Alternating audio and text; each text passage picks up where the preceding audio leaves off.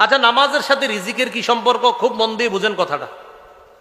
নামাজের কথা আল্লাহ বললেন, পরে রিজিকের কথা। মানে কি? নামাজ আর রিজিকের সম্পর্কটা কোথায়? 5 জন কাস্টমার আসছে, দোকানদার এই দিক দিয়ে শাটার লাগাবে কিনা, ওই দিক দিয়ে একামত। দেখেন, একামত কাস্টমার দোকান, একামত কাস্টমার দোকান, একামত চলছে, দোকানদারের সামনে 3 জন কাস্টমার, এবার দোকানের শাটার লাগাবে কিনা চিন্তিত, যে নামাজে যাবো না কাস্টমার ছাড়বো, নামাজে যাবো না কাস্টমার ছাড়বো। আল্লাহ কয়, বান্দা নামাজে যাও, আমি তোমার থেকে রিজিক চাই না। নাহনু নারজুকুকা, আরে দোকানে শাটার লাগাও, আমি তো রিজিক দেই। রিজিক তো আমি দেই, তুমি শাটার লাগাও, যাও নামাজে যাও। তুমি মাস শেষে হিসাব করো, যে শাটার লাগায় নামাজে যায় নাই, আর তুমি নামাজে গিয়েছো, হিসাব মিলায় এদিক সেদিক দেখো, তুমি এগিয়ে আছো। তো দেখছেন নামাজের সাথে রিজিকের সম্পর্ক। আল্লাহ কয়, নামাজের আদেশ দেন, আমি তোমার কাছে রিজিক চাই না। আমি জানেন না, এই আয়াতে টেনশনে পড়ছি, চিন্তিত হয়ে গেলাম। আচ্ছা, রিজিকের সাথে নামাজের কি সম্পর্ক? তখন আল্লাহ বুঝ দিয়ে দিল, হ্যাঁ, মানুষ রিজিকের চিন্তায় অনেক সময় নামাজ পড়ে না। আরেকটু পরে যাচ্ছি, আরেকটু পরে যাচ্ছি, আরেকটু পরে যাচ্ছি। আরে কেন ভাই? কাস্টমার, আর 2 জন কাস্টমার, আর 3 জন কাস্টমার, আরেকটু পরে যাচ্ছি। আল্লাহ কয়, না না, তুমি নামাজ পড়ো, আমি তো রিজিক তোমাকে দিব। তুমি রিজিকের টেনশনে নামাজ পড়বা না, মানে কি ব্যাপারটা? আল্লাহ কথাগুলা বুঝার তৌফিক দান করেন। বলেন, নামাজের সময় আমাদের রিজিকের যে পেরেশানি, যে না না একটু পরে যাই, একটু না না একটু পরে না, আগে নামাজ, পরে ওই চিন্তা, কারণ আমার রিজিকের দায়িত্ব কার?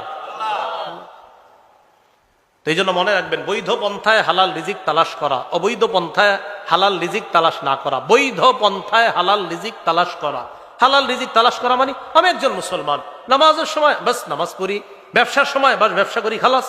আমার নামাজের সময় হয়েছে, শাটার লাগাইয়া দিছি। আপনি মদিনায় যান, নামাজের সময় হবে, বাস যত কাস্টমারই থাকুক, কোনো কাজ হবে না। এটা অনেক আগের কথা, 1999, তখন আমি বাচ্চা মানুষ, তখন আমি দেখছি নামাজের আজান হয়েছে, শাটার লাগছে, কে আছে, কতজন দোকানে আছে জানা নাই, সব যাও নামাজে যাও। তাহলে ইল্লাল্লাযীনা আমানু, যারা ঈমান এনেছে তারা ক্ষতিগ্রস্ত না। ওয়া আমিলুস সলিহাত, যারা নেক কাজ করেছে। নেক কাজের মধ্যে শ্রেষ্ঠ ফরজ ইবাদত কোনটা? নামাজ। নামাজ প্রতি যত্নবান হইতে আল্লাহ বললেন, বিশেষ করে মধ্যম নামাজ। সহিহ বুখারীর 553 নম্বর হাদিস, রাসূল বলেন, মান তারাকা সালাতাল আসরি, যে ব্যক্তি আসরের নামাজ ছেড়ে দেয়, ফাকাদ হাবিতা আমালু, তার আমল নামাজ যেন বরবাদ হয়ে গেল। কারণ সাধারণত মানুষ আসরের সময় একদল বাজারে থাকে, একদল ব্যবসা বাণিজ্য নিয়ে ব্যস্ত থাকে, একদল খেলাধুলায় ব্যস্ত থাকে। এই জন্য অনেকে অলসতা করে, ফজরের নামাজের সময় ঘুমায়া থাকে। তাই ফজর, আসর আর এশার গুরুত্ব হাদিসে খুব বেশি আসছে। এই 3 নামাজ যারা সহজে পড়তে পারবে, অন্য 2 ওয়াক্ত ইনশাল্লাহ খুব সহজে মানুষ পড়তে পারবে। কারণ মাগরিবের নামাজ এমনি মুসল্লি বেশি হয় আমাদের সমাজ, মানুষ যায়। তা আল্লাহ আমাদের সকলকে নামাজের প্রতি যত্নবান হওয়ার তৌফিক দান করেন।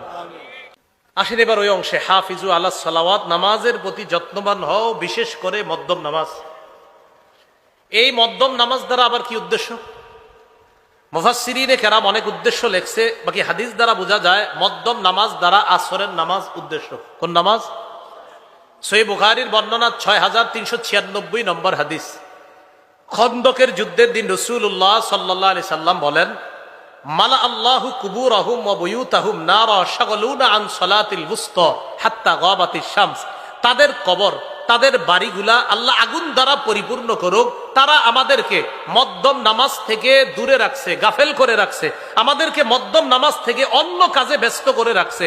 সঠিক সময় আমরা মধ্যম নামাজটা পড়তে পারি নাই কাফেরদের কারণে। নবী বলতেছেন, এমনকি সূর্য ডুবে গেল।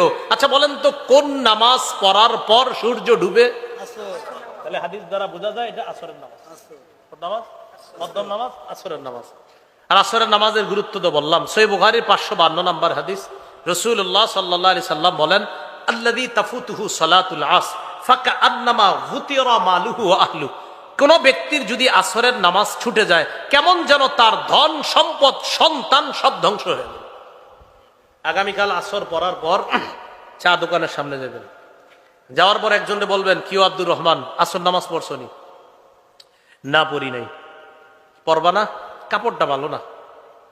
যেটা আমাদের দেশে বলে কাপড়, প্রত্যেক দিন এর কাপড় ভালো না।